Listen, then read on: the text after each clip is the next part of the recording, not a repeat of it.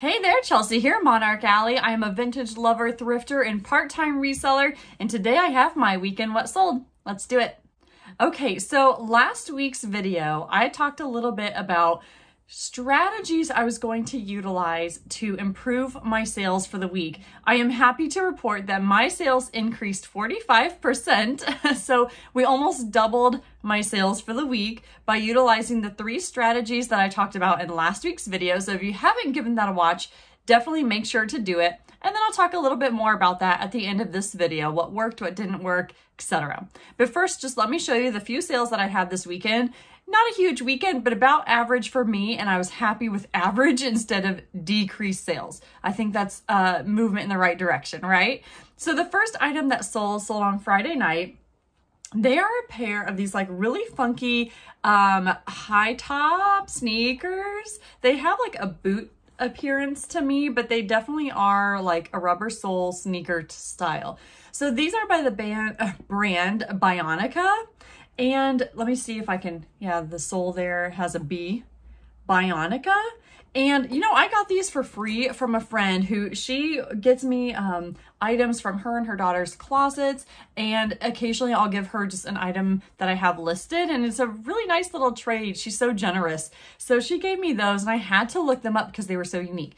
They sold for $28 from an offer to liker that I sent on Poshmark. So my earnings there were $19.94. Pretty solid sale. I will note that I originally had them listed at about $40. So it was kind of an aggressive offer, but I was just trying to get things moving and I'm happy that they sold. Okay, the next item that I have is a cute little bunny. I think this was in one of my thrift hauls, and in my thrift haul with this bunny, I mentioned she probably wouldn't get me too much money, but I was so excited to list it. So this sold for $10 on eBay, and then the buyer also paid for shipping, which I charged $6, and shipping ended up being about $4, so I'm happy with that. That kind of takes away the seller's fee, so basically I make my $10 off a $1 investment. I'll take that. Cute little buddy. Well, one last squish. I love plushies. It's a problem. My kids have so many. Okay, the next item I'm really excited about. So this week I was working through some of my death pile. I had this very unusual amount of time where I was alone in the house. No kids, no husband. And what did I do? I started digging in my office trying to sort out some of my death pile. And so anyway, I came across this book that I actually got for the kiddos. Kind of early quarantine days when we were looking for things to do. I thought a drawing book would be so cool to have, especially this one that says how to draw superheroes and supervillains. And they didn't touch it. They just, you know, whatever. We found different activities.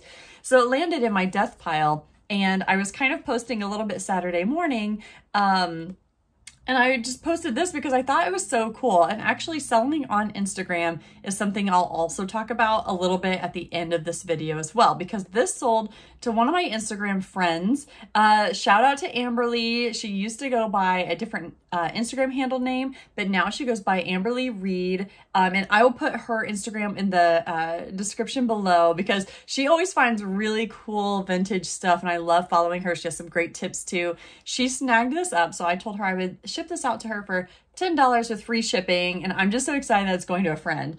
But yeah, selling on Instagram, it's random. It can kind of be effective. I'm playing around with it, so I'll talk about that more at the end of this video too. Anyway, happy it's going to Amberly. Thank you so much. Okay, what do I have next? Okay, so then I have this spoon rest. So beautiful. I got this when I was thrifting with a friend a couple weeks ago, and I think I paid 59 cents for it. And this sold for $12, and the buyer also paid for shipping, which I charged $5 on eBay. So overall, the buyer paid $17 for this handmade, hand-painted spoon rest. It's ceramic. It's got this speckled, I think some keywords that I used were like speckled espresso or something like that. Anyway, maybe wildflowers, things like that. And I'm just so excited that this sold pretty quickly. I think I listed it last week. It's part of my initiative to get my you know, sales moving. So anyway, yeah, I made $10 off of this spoon rest. So excited. And then the last item I have, and then like I mentioned, I will talk about some of the things I did to improve my sales and selling on Instagram. The last item that I have are these tie-dye t-shirts. speaking of quarantine, this is like an early quarantine project that my kiddos and I did. And my son got this to be his, what was he saying? It was going to be like his Nerf shirt or something. And he was really stoked over it. It turned out great, red, white, and blue style, but he's already outgrown it because I should have got the next size up. Ugh, you know, kids' clothes can be tricky. So anyway, yeah, these are some really cool tie-dye shirts, and I sold them as a pair because he did too. So you can see I have 2 red, white, and blue tie-dye shirts, and these were in my death pile as well, and it hit me that these could be great for the 4th of July. So when I listed these, I think I put things like 4th of July, patriotic, red, white, and blue, twins. I don't know, maybe someone with twins might want their kids to have matching cool tie-dye shirts. And so I'm really excited to be sending these out. These actually sold on Facebook Marketplace. So I did charge $12 with free shipping there. So I'll make about after shipping, I'll probably make about $8 on these t-shirts. But hey, this is just an activity that we did. And really, I should probably give my son money since he likes to sell his stuff on eBay, but I'm not gonna tell him about it. And I'm also throwing in a leftover that we never tie-dyed. That's a white t-shirt. So hey, if they wanna get, creative on their own, they can have that, but that wasn't a part of the listing. Okay, so now let's go into talking about some of the things that I did to improve my sales. Once again, I talked more about it in last week's What Sold, so I highly encourage you to watch that, but I'm going to go over that in selling on Instagram. Okay, so let's start with selling on Instagram. I will preface this to say, I am no expert, but I will share my experiences. I will also say that I only have 3,000 followers on Instagram. Okay, I say only, that's actually pretty cool, but I love all of you, but yeah, I don't have the 10,000 followers needed to have the swipe up feature, so it's difficult for me to really get people to go to my platforms to make the purchase.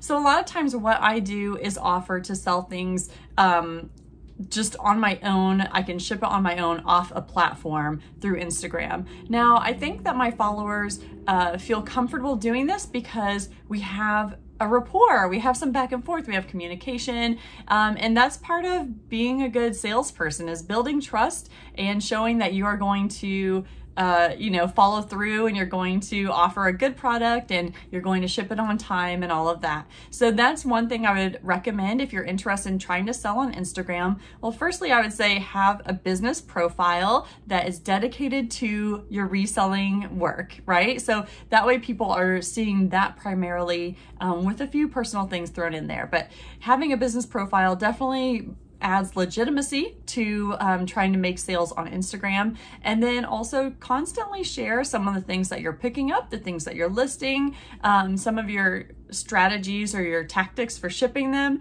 Share your good reviews, and those types of things are going to help build up the trust for your friends to potentially make a purchase from you.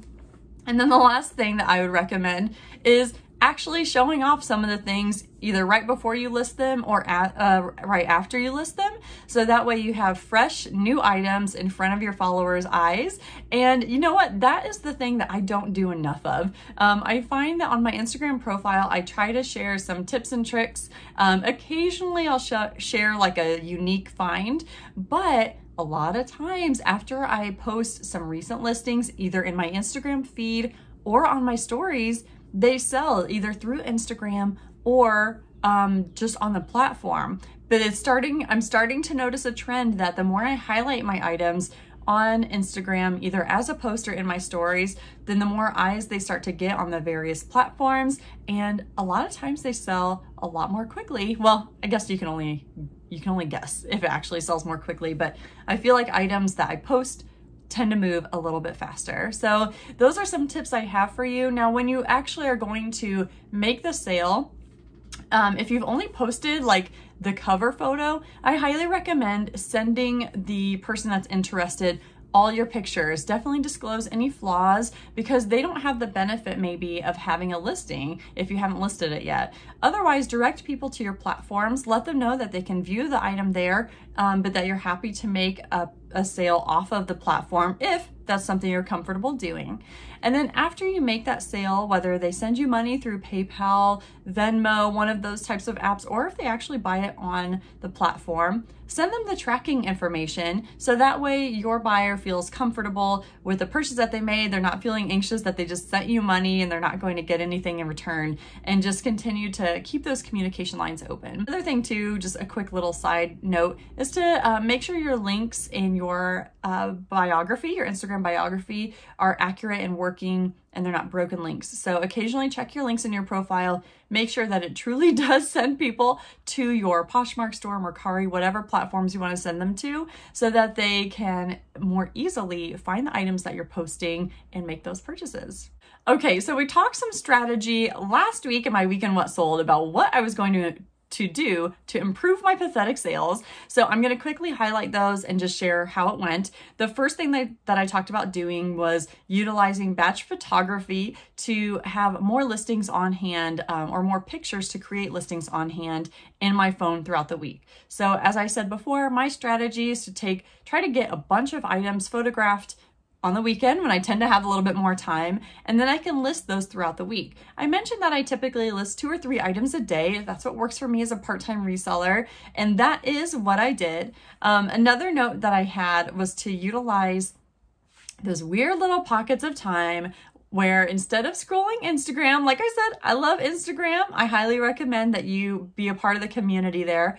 But sometimes you're just scrolling to scroll, right? Like, be honest with yourself. If you can use those 3 minutes to go ahead and upload some listings and get some listings drafted instead of scrolling, maybe just take a break from the gram for a minute, I think you'll find that you're more likely to get those listings up throughout the day. That definitely worked for me, as I would utilize random bits of time to create drafts. And then later in the day, when I was with my computer where I like to really type out the description, it was much easier for me to just go to my drafts and list from there, because most of the information was already put in. I just needed to type the details. So that definitely worked for me. And then I utilized that same strategy this past weekend. I spent some time taking a lot of pictures of death pile items, and I'm looking forward to listing those throughout the week.